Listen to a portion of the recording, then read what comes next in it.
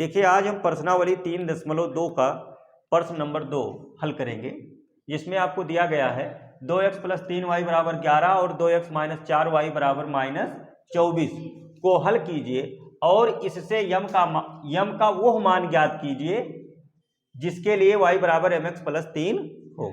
तो इसमें ज़्यादा कुछ नहीं है, बस ये थोड़ा सा अलग इसलिए हो गया क्योंकि यहाँ पर हमसे कह रहा है कि y = mx + 3 हो, यम का मान ज्ञात करने के लिए कह रहा है। तो पहले हम इन दोनों समीकरणों को उतार लेंगे और ये समीकरण नंबर 1 और समीकरण नंबर 2 मान लेंगे। ये समीकरण नंबर 1 और दूसरा 2x - 4y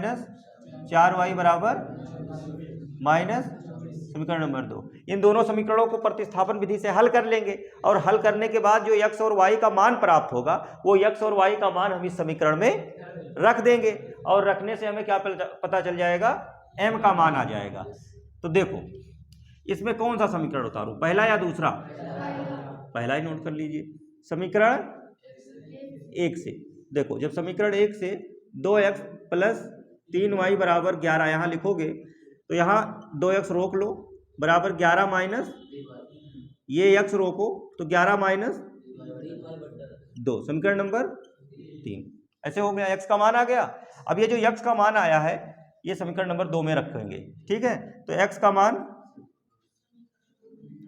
समीकरण 2 में, ये तो सबको आ रहा है ना प्रतिस्थापन विधि से हल करना। समीकरण 2 में ले चल के इसे रखो, ये 2 है गुणा x का ये जो मान है ब्रैकेट में रखेंगे 11 - 3y / 2, ये रख दिया। उसके बाद में -4y = देखो ये 2 तो ये क्या बचा 11 माइनस,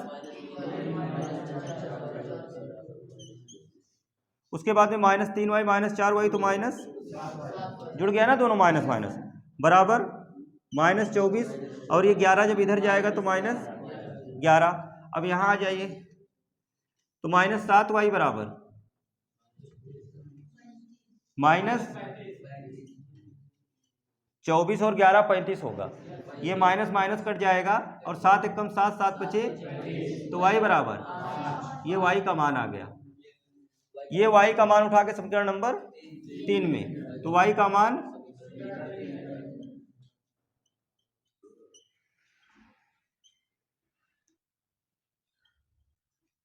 जब y का मान समीकरण 3 में रखोगे तो x बराबर, x का मान आ जाएगा 11 माइनस y का मान 5/2, तो x बराबर 11 - 3 बचे बटा, तो x बराबर -4/2, 2 एकम 2, 2 दूना x बराबर, x और y के मान आ गए। अब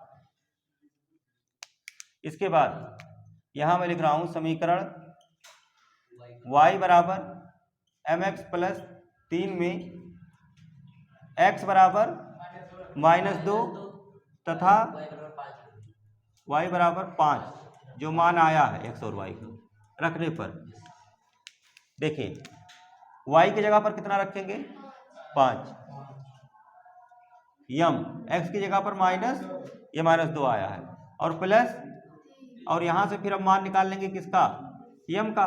तो 5 ये -2m का जब गुणा, -2 का m से गुणा होगा तो -2m हो जाएगा, प्लस 3 ये -2m इधर लाओ तो प्लस 2m, 3 ये प्लस 5 इधर जाएगा तो माइनस, तो 2m बराबर -2 सॉरी ये माइनस नहीं कटेगा, 2 एकम 2 -1, ये m का मान आ गया, ठीक। तो इस प्रकार का अगर आपको क्वेश्चन मिले तो आप पहले समीकरण को हल करिए, x और y का मान आ गया और इसमें x y था ना, तो x y की जगह पर जो मान आया था वो रख दिए, तो बाकी बचाइए हम उसको हल करके इस तरीके से ज्ञात कर लेंगे, ठीक। ये क्वेश्चन यहाँ पर खत्म हो जा रहा है, इसे नोट करिए, फिर अगला देखते हैं। देखिए अब प्रश्न नंबर 3 है और इस प्रश्न नंबर 3 में आपको 5 भाग दिए गए, 6 भाग दिया गया है, जिसका पहला भाग हमने लिख रखा है। इसमें कहा जा रहा है कि 2 संख्याओं का अंतर 26 है और एक संख्या दूसरी संख्या की 3 गुनी है, उन्हें ज्ञात कीजिए, ठीक है। तो देखिए इसे कैसे करेंगे, 2 संख्याओं का अंतर 26 है, 2 संख्याएं हैं और उन दोनों संख्याओं का अंतर कितना है 26 है और एक संख्या दूसरी संख्या की 3 गुनी है, उन्हें ज्ञात कीजिए। तो मान लेते हैं कि माना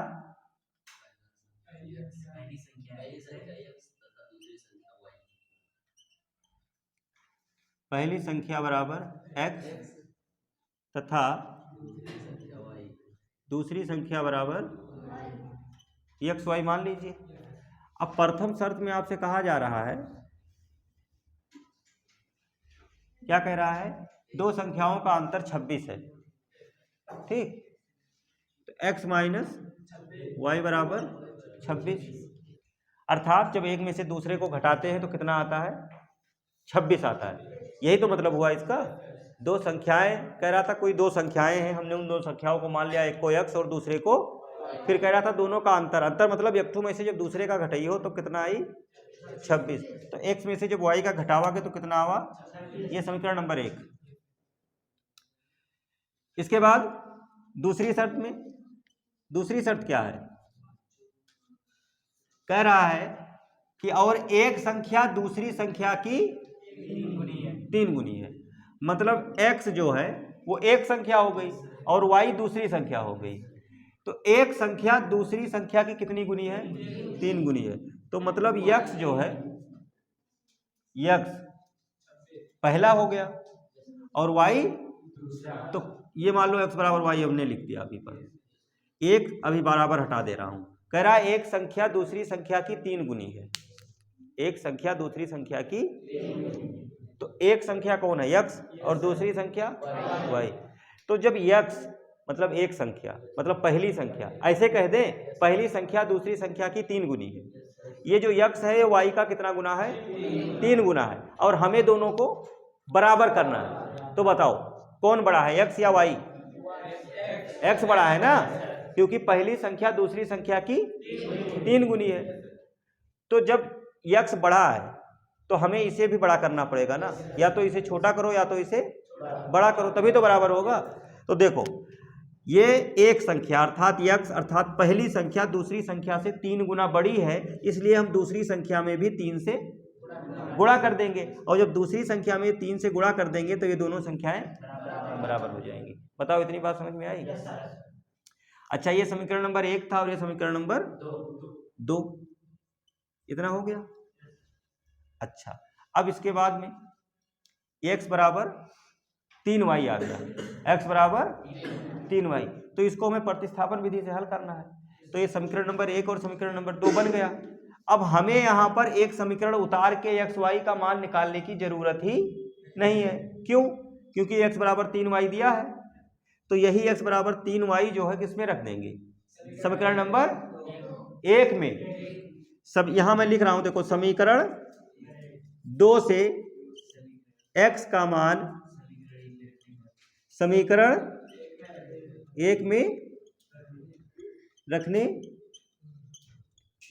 x का मान 3y है, तो x माइनस सॉरी x की जगह पर कितना लिख देंगे, 3y माइनस बराबर 3y में से y जाएगा तो 2y बराबर 2 1 कम 2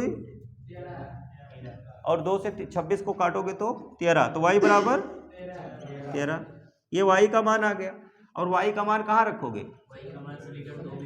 हाँ इस बार समीकरण 3 आया ही नहीं है, y का मान समीकरण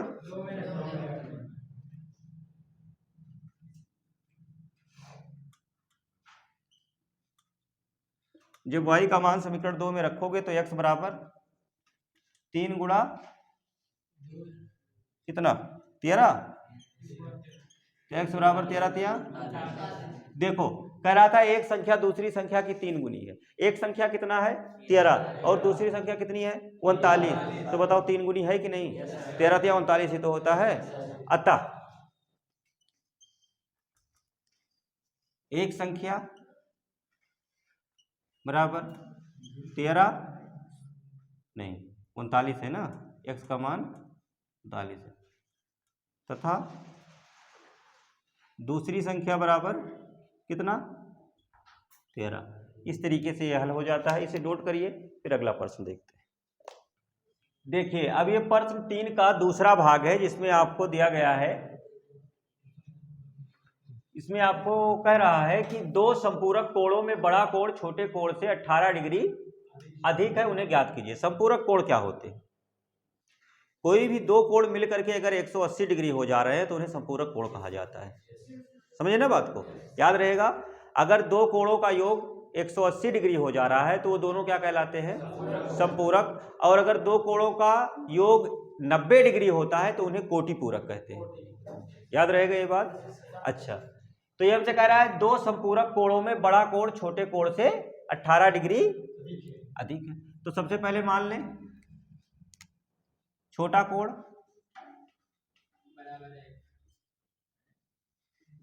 x डिग्री और बड़ा कोण माना लिख दीजिएगा। बड़ा कोण कोण डिग्री में ही तो होता है। अच्छा, फिर वहां छोड़ देंगे, बस समझने के लिए लिख देंगे, ठीक। अब प्रथम शर्त, सबसे पहले इसने क्या कहा? दो संपूरक कोण। कैसे कोण है? दो संपूरक कोण। संपूरक का मतलब क्या होता है? 90 डिग्री नहीं, संपूरक का मतलब होता है कोई भी दो कोण हो वो जुड़ के 180 होने चाहिए। एक ठू 100 हो सकता है, एक ठू 80 हो सकता है, एक ठू 150 हो सकता है, एक ठू 30 हो सकता है, कुछ भी हो सकता है। एक ठू 1 डिग्री हो सकता है, बाकी दूसरा हो सकता है। मतलब जोड़ने पर 180 होना चाहिए दोनों को। कितना? तो एक 172 होगा तो दूसरा 8 डिग्री होगा।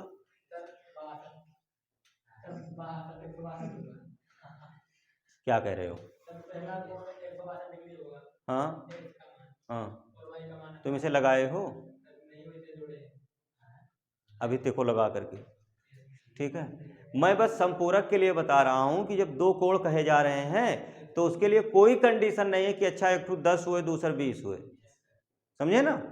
मतलब दोनों को जब जोड़ा जाए 180 होना चाहिए, बस। कितना कितना भी हो सकता है, चाहे जितना कम, दोनों को जोड़ के 180 आना चाहिए। तो प्रथम शर्त, तो इसमें दो कोण है, एक x और y, और दोनों क्या है? संपूरक है। इसका कहने का मतलब यह है कि ये दोनों जब आप जोड़ेंगे तो कितना हो जाएगा?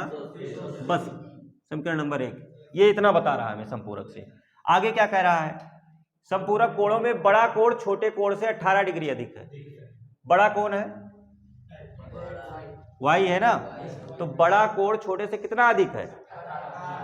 18, यही तो। अच्छा, ये देखो दूसरी शर्त यहां लिख दे रहा हूं। बड़ा कोण छोटे से 18 अधिक है। बड़ा कोण छोटे से, तो एक काम करते हैं, जब बड़ा कोण छोटे से 18 अधिक है तो छोटे वाले में भी 18 जोड़ देते हैं। छोटे वाले में 18 जोड़ देते हैं। ये देखो, ये x क्या है? छोटा है, और y क्या है? लेकिन बड़ा वाला जो है वो कितना बड़ा है? 18। तो इधर भी 18 प्लस कर दीजिए ना, तो दोनों बराबर हो जाएंगे कि नहीं? बात समझ में आ रही है? हमसे यही कह रहा है कि जो बड़ा वाला कोण अर्थात y, हमने y को बड़ा माना है ना, तो जो y है वो x से कितना अधिक है, और हमें दोनों को बराबर करना है। तो हम इसको भी 18 जोड़ देंगे, या इसको भी 18 रुपये दे देंगे। जैसे दो लोगों के पास में, एक लोगों के पास 18 रुपया अधिक है और एक के पास 18 कम है, उसी हिसाब से तो दूसरा वाला भी कहीं 18 पा जाए कहीं से, तो बराबर नहीं हो जाएगा? तो ये 18 ही तो अधिक था बड़ा वाला, तो इधर प्लस 18 कर दिए, दोनों बराबर हो गए। अब इसके बाद इसको इधर ले आओ, x माइनस वाई बराबर -18 -18, ये समीकरण नंबर 2 हो गया। बस इस समीकरण 1 और 2 को हल कर लीजिए। तो क्या करें इसे? समीकरण 1 ले लो या 2 ले लो, कुछ भी ले लो। चलो समीकरण 1 से यहीं से देख लो। x प्लस वाई बराबर 100, तो x बराबर 180 माइनस, ये समीकरण नंबर 3। x का मान कहाँ रखोगे? समीकरण 2 में। जब x का मान समीकरण 2 में रखोगे तो x बराबर 180 माइनस वाई है। यहाँ x की जगह पर 180 माइनस वाई लिख दिया जाएगा, और फिर माइनस वाई बराबर माइनस, अब यहाँ कर दे रहे हैं, देखो 180 ऐसे उधर चला जाएगा, माइनस वाई एक वाई जुड़ के 2y माइनस 2y बराबर माइनस 18 और ये 180 जब उधर जाएगा तो माइनस 2y बराबर कितना हो जाएगा माइनस 100 माइनस माइनस दोनों तरफ से तो y बराबर 198/2 2 से काटो 2 9 18 2 9 तो y बराबर 99। ये y का मान आ गया। y का मान किस में रखोगे समीकरण नंबर y का मान समीकरण 3 में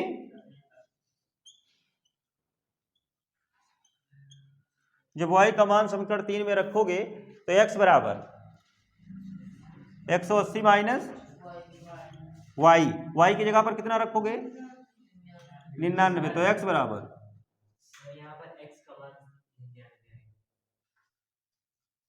x बराबर 180 में से 99 घटाओ कितना आएगा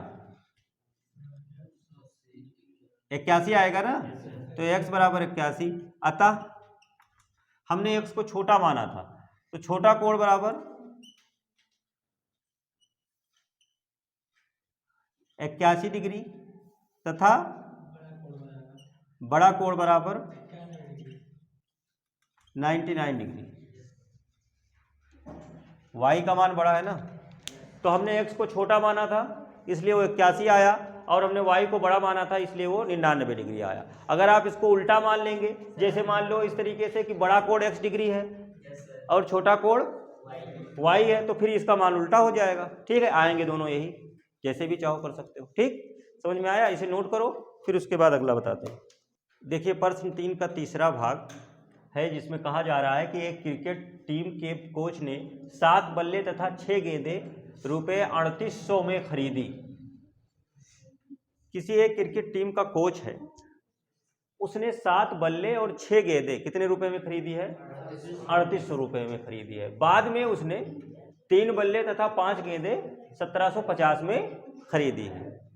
ठीक, तो बताइए प्रत्येक बल्ले और प्रत्येक गेंद का मूल्य क्या होगा। कोच ने क्या किया है, पहले 7 बल्ले और 6 गेंदें खरीदी है और बाद में 3 बल्ले और 5 गेंदें खरीदी है। दोनों का टोटल मूल्य दिया हुआ है, हमें एक एक का कि एक बल्ले का कितना होगा और एक गेंद का कितना होगा ये मूल्य बताना है। समझ में आई बात? तो क्या मानेंगे, XY मान लेंगे। माना एक बल्ले का मूल्य बराबर X रुपए तथा एक गेंद का मूल्य Y रुपए। इसका मतलब नीचे ये लिखना है ना। प्रथम शर्त देखो, प्रथम शर्त में आपसे कह रहा है 7 बल्ले, एक गेंद के कितना एक बल्ले का कितना X, तो 7 बल्ले का प्लस एक गेंद का एक गेंद का Y तो 6 गेंद का 6Y और कुल कितना रुपया लगा 3,800। तो समझ में आया भाई? उसने 7 बल्ले और 6 गेंदें खरीदी थी, है ना। तो हमने एक का माना X, एक बल्ले का और एक गेंद का Y। तो एक बल्ले का X तो 7 बल्ले का 7 गुणे X और एक गेंद का Y तो 6 गेंद का 6 गुणे Y बराबर 3800। ये समीकरण नंबर 1 बन गया, समीकरण नंबर 1। उसके बाद दूसरी शर्त में आपसे कहा जा रहा है, बाद में उसने 3 बल्ले तो 3x, एक बल्ले का कीमत x है ना, प्लस 5 गेंदें 5y बराबर समीकरण नंबर 2। समीकरण 1 और 2 बन गया। अब जब समीकरण 1 और 2 बन गया तो इसमें से एक समीकरण को उतार लीजिए, प्रतिस्थापन विधि से हल कर लीजिए। कौन सा उतारे?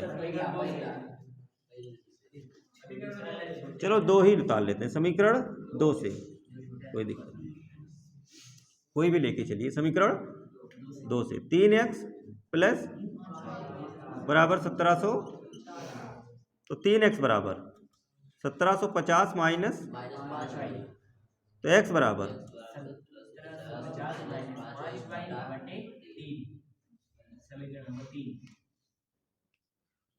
समीकरण नंबर 3। x का मान समीकरण नंबर 1 में रखने एक में, क्योंकि हमने इस बार 2 उतारा है ना, तो समीकरण 2 उतारे हैं तो एक में रखेंगे, एक उतारेंगे तो 2 में रखेंगे। तो हमने समीकरण 2 उतारा था, इसलिए x का ये जो मान आया है वो समीकरण 1 में x की जगह पर रख देंगे। तो यहाँ लिखेंगे 7 गुणा, कहाँ पर, यहाँ पर कट कहाँ रहा है, कटे तो काट देना, कॉमन लेके काटना, ऐसा मत काट देना कि 3 से, जैसे 1750 लिखा हुआ है इसको काट दो या इसको काट दो। मान लो यहाँ 6 लिखा हुआ है, 3 एकम 3, 3 दूनी 6, ऐसे नहीं, दोनों जो लिखा हुआ है अगर वो कॉमन हो रहा है, कॉमन होकर बाहर आएगा तब कटेगा। ठीक, तो 7 गुणे x का मान, x 1750 बटा 6y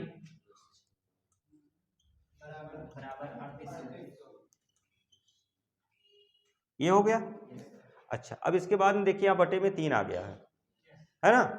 तो अब ये बटे वाला 3 हमें खत्म करना है यहाँ से, तो क्या करेंगे, देखो यहाँ से 3 से सारे में गुणा कर देंगे, सब में 3 से गुणा कर देंगे। तो जब सब में 3 से गुणा करेंगे तो 3 गुणा 7 तो पहले से ही है ना, 1750 माइनस 5y और बटा में 3 प्लस 3 गुणे 6y बराबर 3 गुणा 3800। अब देखो ये 3 3 7 से इसमें गुणा हो जाएगा तो 7 0 7 बचे, 7 सते 3 52, 7 एकम 12 प्लस 3 छक नहीं, 1 मिनट, अभी इसका गुणा इसमें हुआ है ना, इसमें भी होगा, 7 बचे 3 छक 18, 3 से गुणा करो 0 0 3 8 3 त्रिका 9 2 11, ये घटाओ -35 प्लस 18 घट जाएगा तो कितना बचेगा, -17 बचेगा बराबर 11,400 में से ये प्लस है ना इधर जाएगा -12,250 घटाओ कितना आएगा, देखो ये 12,250 है और ये 11,400 है, इसे आपको घटाना पड़ेगा, इसमें से इसे घटाना पड़ेगा। ठीक, तो 0 में से 0 चलो लिख के घटा देते हैं, कहाँ घटाएं, यहाँ घटा देते हैं, 12 12 50, ये 12,250 1 1 4 0 0 0 में से 0, 5 में से 0 गया 5, ये 2 में से जाएगा नहीं, 12 हो जाएगा, यहाँ से लाओ तो 12 में से 4 गया 8, फिर इसके बाद 0 0 आ गया, तो कितना आया माइनस में 800, ये माइनस माइनस y बराबर बटा 17 बचे, सही है, तो y बराबर, ये y का मान आ गया। अब y का मान समीकरण 3 में, जब y का मान आप समीकरण 3 में रखेंगे तो x बराबर 1750, ये देखो -5y, 5 गुणे y का मान 50 बटा 3, तो x बराबर 1750 माइनस 55 25 200 बटा 3 बराबर लगाओ इसी के सामने, घटाओ कितना बचेगा, 250 निकाल दो 1750 में से, 1500 बचेगा बटा 3, 3 बचे 500 आ गया, x बराबर x y का मान आ गया, अतः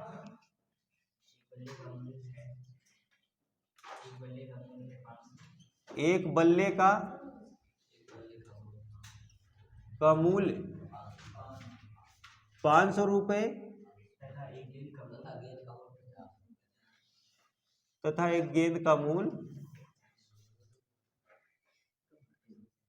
50 रुपये, समझे। तो इस तरीके से जो हमसे पूछा गया था कि एक बल्ले का और एक गेंद का, तो हमने बल्ले को x माना था, इसलिए x का मान जो आया वो बल्ले की कीमत है और y का जो मान आया वो गेंद की कीमत है। ठीक, इसे नोट कर लीजिए आप लोग। देखिए प्रश्न 3 का चौथा भाग जो है इसमें कहा जा रहा है, एक नगर में टैक्सी के भाड़े में एक नियत भाड़े के अतिरिक्त चली गई दूरी पर भाड़ा सम्मिलित किया जाता है। 10 किलोमीटर दूरी के लिए भाड़ा 105 रुपये तथा 15 किलोमीटर के लिए भाड़ा 155 रुपये है। नियत भाड़ा तथा प्रति किलोमीटर भाड़ा क्या है? एक व्यक्ति को 25 किलोमीटर यात्रा करने के लिए कितना भाड़ा देना होगा? ठीक है, ये क्वेश्चन थोड़ा लंबा है, तो देखिए आपसे पूछा क्या गया है इसमें, नियत भाड़ा और प्रति किलोमीटर भाड़ा, यही तो पूछ रहा है। कह रहा है कि एक नगर में टैक्सी के भाड़े में एक नियत भाड़े के अतिरिक्त चली गई दूरी पर भाड़ा सम्मिलित किया जाता है। 10 किलोमीटर दूरी के लिए भाड़ा 105 रुपये है तथा 15 किलोमीटर के लिए 155 रुपये है। नियत भाड़ा तथा प्रति किलोमीटर भाड़ा क्या है? तो यहां मान लेंगे, माना नियत भाड़ा x रुपये तथा प्रति किलोमीटर भाड़ा कितना है? y। ये हमने मान लिया, नियत भाड़ा और प्रति किलोमीटर भाड़ा हमने यहां पर मान लिया। अब सुनो, कह रहा है कि एक नगर में टैक्सी के भाड़े में एक नियत भाड़े के अतिरिक्त चली गई दूरी पर भाड़ा सम्मिलित किया जाता है। 10 किलोमीटर दूरी के लिए भाड़ा 105 रुपये है तथा 15 किलोमीटर के लिए 155। 10 किलोमीटर, 1 किलोमीटर का भाड़ा कितना है? y। प्रति किलोमीटर भाड़ा का मतलब है कि 1 किलोमीटर का भाड़ा कितना है? y। यहां लिख रहा हूं प्रथम शर्त। अब देखो, 1 किलोमीटर का y, 10 किलोमीटर का 10y, समझ गए ना? अच्छा, लेकिन एक तो उसमें नियत भाड़ा है और एक प्रति किलोमीटर भाड़ा है, तो नियत भाड़ा जो है वो सब में जुड़ेगा। वो कितना है? x plus 10y। कितने किलोमीटर चला? 10 किलोमीटर। 1 किलोमीटर का y, 10 किलोमीटर का 10y, ये और प्लस नियत भाड़ा जो फिक्स है कि इतना लेना है, और टोटल कितना पड़ रहा है? 105 रुपये। ये समीकरण नंबर हो गया। अच्छा, ये चौथा है, तो यहाँ 4 लिख लो। दूसरी शर्त, दूसरी शर्त फिर आगे कह रहा है कि 15 किलोमीटर के लिए भाड़ा कितना है? 155 रुपये। तो नियत भाड़ा तो उसमें भी शामिल होगा ना, तो नियत भाड़ा x प्लस 15 किलोमीटर, 1 किलोमीटर के y, 15 किलोमीटर के 15y बराबर कुल कितना? 155 रुपये। बस हो गया, ये समीकरण नंबर। अब इसमें से कोई एक समीकरण उतार लीजिए। समीकरण 1 से x प्लस 10y बराबर 100, x का मान निकाल लीजिए, 105 माइनस 10y। समीकरण नंबर x का मान समीकरण 2 में रखने, जब ये x का मान समीकरण 2 में रखोगे तो x की जगह पर क्या लिख दोगे? 105 माइनस 10y। x की जगह पर ये 105 माइनस 10y लिख दिए, और उसके बाद प्लस 15y बराबर 100। उसके बाद ये माइनस 10y है प्लस 15y, 15 में से 10 निकल जाएगा, कितना बचेगा? 5 बराबर 155 माइनस 105, तो 5y बराबर कितना? 50। 5 एक कम 5, 5 दो y बराबर 10 आ गया। y का मान यहां से कर देते हैं, y का मान समीकरण 3 में रखने, जब y का मान समीकरण 3 में रखेंगे तो x बराबर 105 माइनस 10, ये 10 ऐसे रहेगा, y की जगह पर क्या लिख देंगे? 10, तो गुणा 10, x बराबर 105 माइनस 100 तो x बराबर, मतलब नियत भाड़ा कितना है, नियत भाड़ा बराबर 5 रुपये प्रति किलोमीटर। भाड़ा कितना है प्रति किलोमीटर, भाड़ा y माना था ना 10 रुपये। अच्छा, इसके बाद कुछ और पूछ रहा था, ये हमसे कह रहा है कि एक व्यक्ति को 25 किलोमीटर यात्रा करने के लिए कितना भाड़ा देना होगा। तो हम यहां लिखेंगे 25 किलोमीटर यात्रा के लिए दे भाड़ा बराबर, पहले तो 5 नियत है और फिर 25 गुणा 1 किलोमीटर का कितना लगता है 10 रुपये, तो 25 गुणा 10, 5 प्लस 250, 255 रुपये। अगर कोई व्यक्ति 25 किलोमीटर जाता है तो उसे कितने रुपए देने होंगे। तो ये क्वेश्चन आप लोग नोट कर लीजिए, हल हो गया। देखिए प्रश्न 3 का 5वां भाग जो है, इसमें आपसे कहा जा रहा है कि यदि किसी भिन्न के अंश और हर दोनों में 2 जोड़ दिया जाए तो वो 9/11 हो जाती है, और यदि अंश और हर दोनों में 3 जोड़ दिया जाए तो 5/6 हो जाती है। वो भिन्न ज्ञात कीजिए। तो जब भिन्न वाले प्रश्न आपसे पूछे तो सबसे पहले उसमें अंश और हर मान लीजिए कि माना भिन्न का अंश बराबर x तथा हर बराबर y, तब भिन्न बराबर अंश बटा हर होता है ना, x बटा, ये भिन्न हमें प्राप्त हो गया। अब प्रथम शर्त में आपसे क्या कह रहा है, प्रथम शर्त में आपसे कह रहा है कि यदि किसी भिन्न के अंश और हर दोनों में 2 जोड़ दिया जाए। ये देखो भिन्न है x y, यही तो है, अंश में भी 2 जोड़ दो और हर में भी 2 जोड़ दो। जब अंश और हर दोनों में 2 जोड़ दिया जाए तो वो 9/11 हो जाती है। कितनी हो जाती है, बराबर 9/11।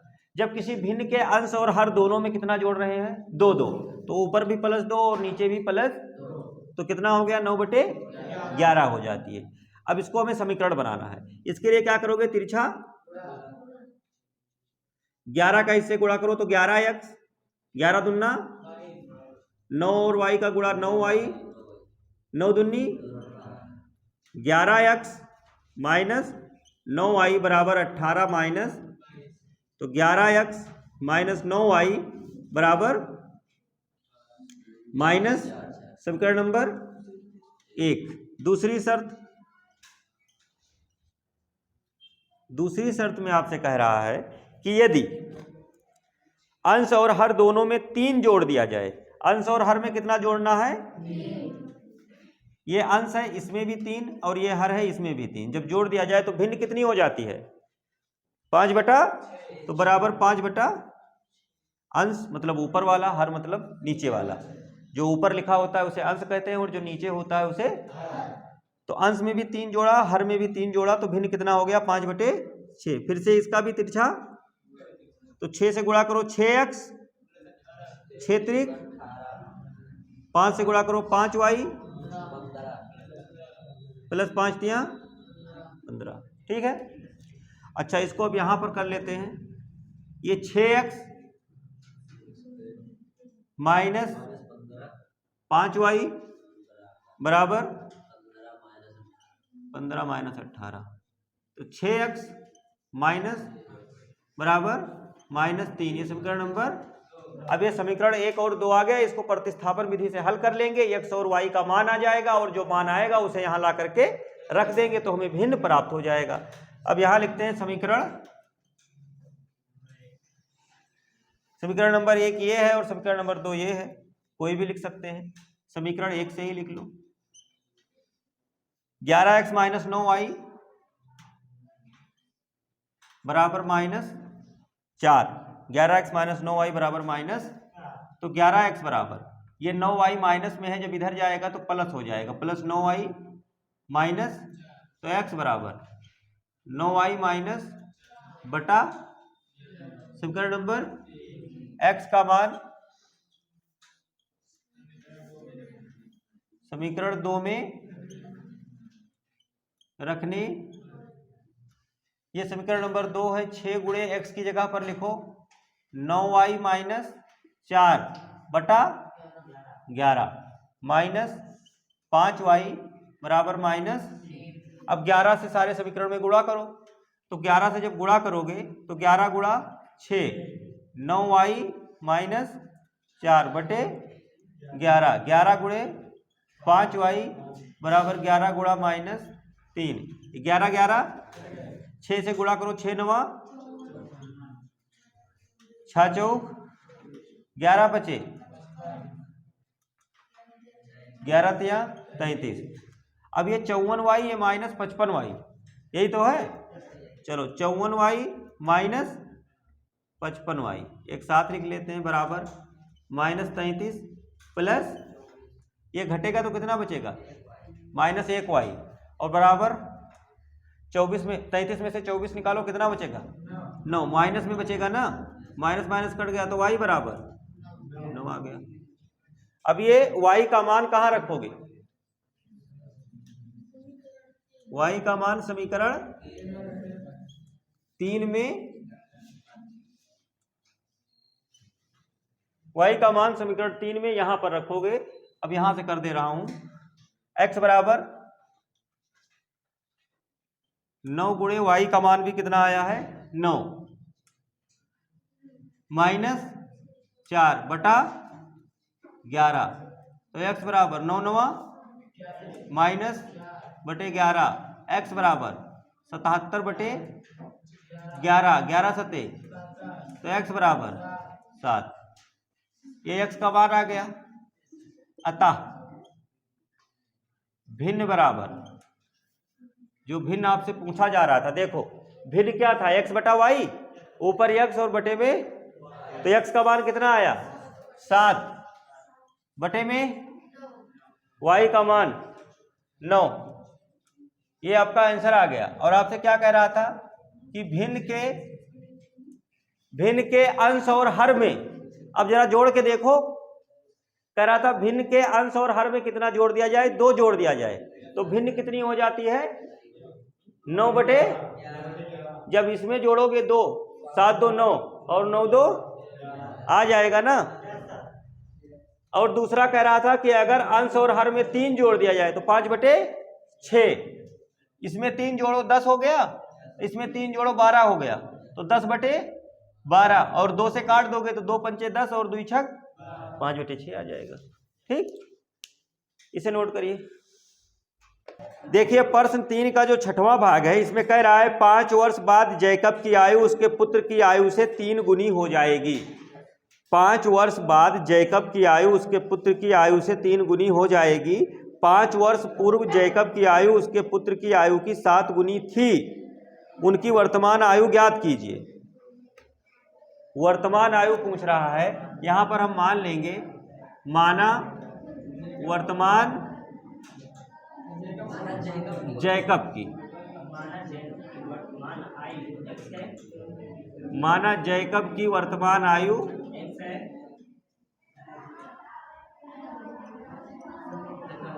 x वर्ष, पुत्र है या पुत्री है, तथा पुत्र की वर्तमान आयु कितनी है y वर्ष। ये हो गया प्रथम शर्त। प्रथम शर्त में आपसे कहा गया है 5 वर्ष बाद, 5 वर्ष, अभी हमने वर्तमान में कितना माना है x और y, और 5 वर्ष बाद कहने का मतलब है कि अब से 5 साल पीछे नहीं, बाद में, मतलब और आगे बढ़ोगे। ठीक है ना, 5 वर्ष बाद, अभी जो चल रहा है, ठीक है ना, वर्तमान 2025, इसके 5 साल बाद 30 में, समझे ना बात को, इसका मतलब ये होता है। तो अभी से 5 वर्ष बाद, 5 वर्ष बाद, जैसे इसने कहा 5 वर्ष बाद, तो अभी का कितना है x और y, यही तो है। तो 5 वर्ष बाद मतलब x प्लस 5 और y प्लस, ये क्या है 5 वर्ष हो गया। 5 वर्ष बाद, अभी का x y था, 5 वर्ष बाद की बात हो रही है ना, तो दोनों में 5 5 जोड़ दो। 5 वर्ष बाद जैकब की आयु उसके पुत्र की आयु से 3 गुनी हो जाएगी। 5 वर्ष बाद ये जो जैकब की आयु है वो उसके पुत्र की आयु से कितनी गुनी होगी, मतलब ये ज्यादा है, 3 गुनी है, तो इसको भी 3 गुना कर देते हैं ना, गुणा इसी में तो होगा, ये कम है ना तो इसका भी 3 गुना कर देते हैं, बराबर हो जाएगा। बस गुणा करो, x प्लस 5 बराबर 3y प्लस 15, तो x माइनस 3y बराबर 15 माइनस 5, तो x माइनस 3y बराबर 10 घट जाएगा, ये -5। समीकरण एक। दूसरी शर्त में आपसे कह रहा है 5 वर्ष पूर्व, 5 वर्ष पूर्व मतलब कि अब से 5 साल पहले, अभी मैं 5 साल आगे आ चुका हूं, 5 साल पीछे जाना पड़ेगा। तो 5 साल जब पीछे जाओ तो अभी क्या है x, तो 5 साल पीछे x माइनस 5 घटा दो, और 5 साल पीछे y माइनस 5, पुत्र और जैकब दोनों की आयु में से 5 घटा दो, ये हो गया। क्या हो रहा है, कह रहा है 5 वर्ष पूर्व जैकब की आयु उसके पुत्र की आयु की 7 गुनी थी। 5 साल पहले कितनी गुनी थी जैकब की आयु, 7 गुनी थी, किसकी, उसके पुत्र की, तो इसके पुत्र में भी 7 से गुणा कर दीजिए। अब ये समीकरण बन गया x माइनस 5, 7 और y का गुणा 7y माइनस 7 बचे, तो x माइनस 7y बराबर -35 प्लस 5, तो x माइनस 7y बराबर -35 प्लस 5 घटाओ कितना बचेगा, -30। समीकरण नंबर 2। अब यहां से हल कर लेंगे इसे, समीकरण 1 या 2 कोई एक उतार लो। समीकरण 1 से x माइनस 3y बराबर 10, तो x बराबर 10 प्लस 3y, समीकरण नंबर 3। x का मान समीकरण 2 में, x का मान समीकरण